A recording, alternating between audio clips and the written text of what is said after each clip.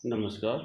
मैं doctor K Sharma, associate professor, department of geography, Babu Shobharam Rajkiya Kala महाविद्यालय अलवर। आज बीए पार्ट सेकंड में मानव भूगोल विषय में संथाल जनजाति के बारे में हम चर्चा करने जा रहे हैं। संथाल भारत की एक प्रमुख जनजाति है। संथाल लोग परिश्रमी, उदार विचारों वाले और कुशल कृषक, उत्तम आखेटक होते हैं। इनका जीवन अपने निकटवर्ती क्षेत्रों के लोगों से सदा संघर्ष का जीवन रहा है। ये हिंदू धर्म, ईसाई धर्म, बौद्ध धर्म आदि धर्म को मानने वाले लोग होते हैं। इनके निवास क्षेत्र, संथाल लोगों का निवास क्षेत्र बड़ा व्यापक है। झारखंड, उड़ीसा, पश्चिम बंगाल में फैला हुआ है। 20 डिग्री से 28 डिग्री उत्तरी अक्षांशों और 83 से 92 डिग्री पूर्वी देशांतर के बीच पाया जाता है। झारखंड में ही इनका सबसे अधिक जमाव पाया जाता है। विशेषतः संथाल परगना जो भागलपुर डिवीजन में है, जो कि 23 डिग्री 40 मिनट से 25 डिग्री 18 मिनट उत्तरी अक्षांश और 86 डिग्री 28 मिनट से 87 डिग्री 57 मिनट पूर्वी देशांतर के मध्य पाया जाता है। यह संथाल क्षेत्र उत्तर में भागलपुर और पूर्णिया जिले हैं, पूर्व में मालदा, मुर्शिदाबाद, वीरभूमि जिले और दक्षिण में बर्धमान, मुंगेर और भागलपुर जिले हैं। इनकी प्रमुख बस्तियां पाकोर, दुमका, गोड़ा और राजमहल उपखंड में पाई जाती हैं। छोटा नागपुर पठार के पूर्वी छोर पर संथाल परगना सबसे प्रमुख क्षेत्र माना जाता है। पश्चिमी बंगाल में वीरभूमि, बांकुड़ा, मालदा, मिदनापुर और 24 परगना और उड़ीसा में मयूरभंज जिलों में यह जनजाति पाई जाती है। संथाल लोगों में अनेक प्रजातियों के गुण मिलते हैं। गुहा के अनुसार प्रोटो ऑस्ट्रेलियाइड, भारत सरकार के अनुसार वेदा हेडन के मत के अनुसार प्री द्राविडियन और स्मिथ के मत के अनुसार ऑस्ट्रेलियन एशियाटिक प्रजाति से इनका संबंध पाया जाता है। भारत की भाषा की दृष्टि से इनका प्रमुख मुंडारी भाषा से हैं, किंतु अब ईसाई धर्म प्रचारकों के प्रभाव से रोमन लिपि और उनके निकटवर्ती लोगों के प्रभाव से बिहारी, बंगाली, उड़िया लिपियों का भी अधिक व्यवहार किया जाता है। वातावरण संबंधी यहाँ की प्रमुख परिस्थितियों में संथाल क्षेत्र 350 मीटर से 630 मीटर ऊंचे हैं। संपूर्ण प्रदेश पहाड़ियों और सघन वनों से ढका हुआ है, जिनके बीच में अनेक नदियां और नाले पाए जाते हैं। यहाँ शीतकालीन तापमान 25 डिग्री सेंटीग्रेड से ग्रीष्मकालीन तापमान 45 डिग्री सेंटीग्रेड तक रहता है। वर्षा का औसत 150 सेंटीमीटर तक यहाँ होता है। वर्षा अधिकतर जुलाई व अगस्त में होती है। वनों में साल, सागवान, महुआ, करम, पीपल, पलाश और कुसुम के वृक्ष बहुतायत में यहाँ पाए जाते हैं। जंगली जीवों में सूअर, हिरण, बतखें, गीदड़, तेंदुए और चीते यहाँ पाए जाते हैं।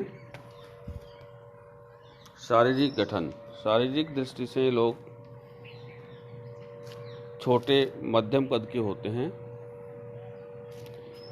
इनका रंग काला, गहरा भूरा, आँखों की पुतलियाँ सामान्य, सीधी, मध्यम आकार और काले रंग की ललाट, चौड़ा बाल काले सीधे और कभी कभी घुंघराले होते हैं।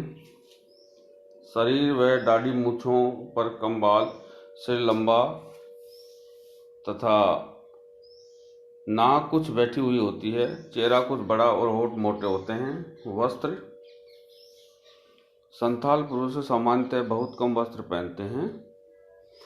गुप्तांगों को ढकने के लिए लगभग 1 मीटर लंबी लंगोटी का उपयोग किया जाता है, जिसे कोपनी कहते हैं। यह कोपनी टांगों के बीच से लेकर कमर में बंधी रस्सी से लपेटी जाती है। कभी कभी घुटनों तक लटकती हुई धोती का भी उपयोग किया जाता है। केवल उत्सवों या शादी विवाह के अवसर पर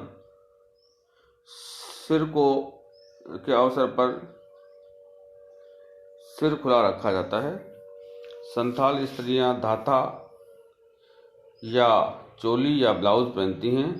इनके बाल लंबे पीछे की ओर गांठ लगाकर बांधे जाते हैं। स्त्री पुरुष दोनों ही अपने शरीर को सजाने के लिए रुचि रखते हैं। फूल, पत्तियां, पक्षियों के पंख, गाय उपयोग इस कार्य के लिए अधिक किया जाता है। स्त्रियां पीतल या चांदी की हंसली, कड़े जिसे पैंजनियां भी कहते हैं, बाजूबंद, झुमके, अंगूठियां और सिर पर झिपी आभूषण और कमर में कंगनी का उपयोग करती हैं, जिसे झंडा झिंझिर कहते हैं। स्त्रियों और लड़कियां मुंह और हाथ पर फूल, पत्ती और पशुओं की आकृति को गुदाने का शौक रखती हैं।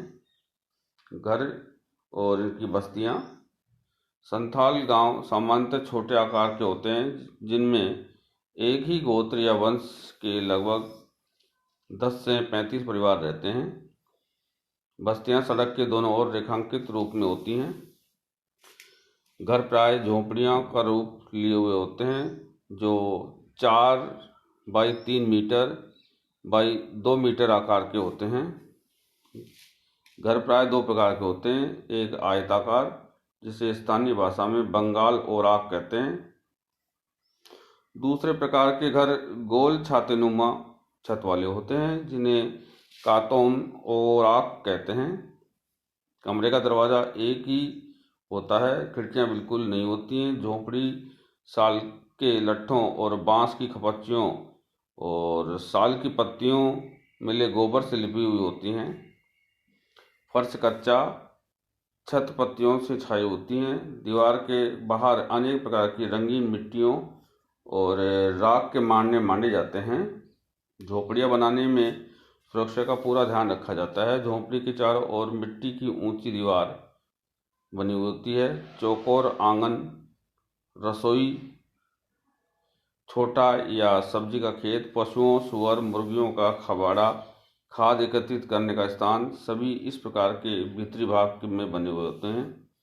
झोपड़ी या कमरे के बाहर बरामदा होता है।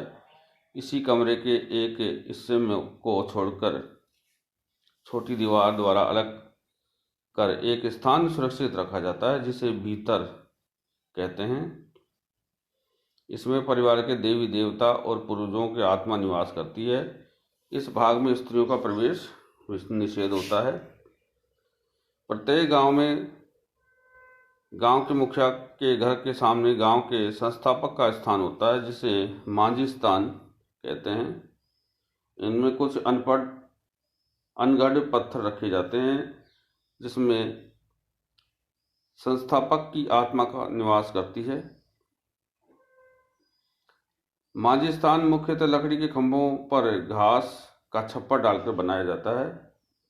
मध्य में स्थित लकड़ी के एक पोल खंभे पर एक हांडी में पानी भरा रहता है। ऐसा विश्वास माना जाता है कि यह आत्माएं इनमें पानी पीती हैं। अनेक अवसरों पर गांव के लोग पुरोहितों या प्रधान के नेतृत्व में यहाँ पूजा करने आते हैं। यहीं पर मुखिया द्वारा गांव पंचायत की सभा आयोजित की जाती है तथा गांव के निवासियों से कर आदि वसूल किए जाते हैं। गांव में जहां पूजा का एक स्थान दूसरा स्थान होता है जहीर थान, जिसको कहते हैं, जहाँ साल वृक्ष का झुंड होता है। यहाँ के वृक्ष में मुख्य देवताओं का निवास माना जाता है। यहीं से सबसे पहले संस्थापक ने वनों को साफ कर गांव की स्थिति नियत की थी।